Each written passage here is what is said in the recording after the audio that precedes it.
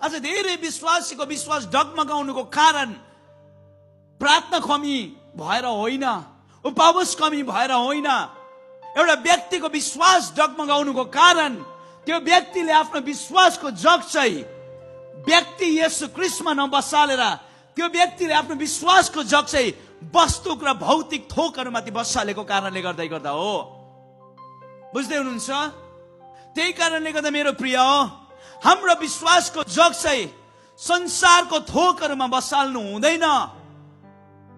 म तपाईलाई क्लियर भाषामा भन्दिउँ, चङ्गाई, स्वास्थ्य, उपलब्धिहरू ढोका हो।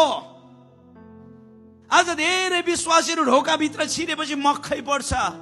तर ढोकाभित्र एउटा यस्तो कोठा छ जो कोठामा महाराजा येशू ख्रीष्ट हुनुहुन्छ, जसलाई भेट्न सकेको छैनौँ। ढोकाभित्र पस्ने बित्तिकै मक्खै पर्छौँ, सोच्छौँ कि हामी नियतिमा आइपुग्यौँ मेरो प्रिय। तर ढोकाभित्र एउटा यस्तो कोठा छ जुन कोठामा एउटा व्यक्तिले पर्खिरहेको छ, त्यो चाहिँ येशू ख्रीष्ट हुनुहुन्छ।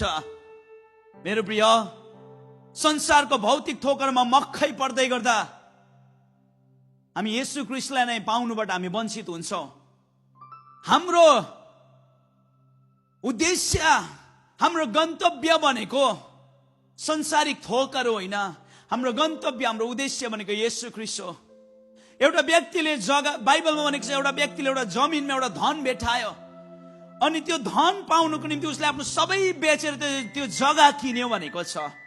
त्यसै गरी परमेश्वरको राज्यमा पनि सबैभन्दा बहुमूल्य धन चाहिँ येशू ख्रीष्ट हुनुहुन्छ।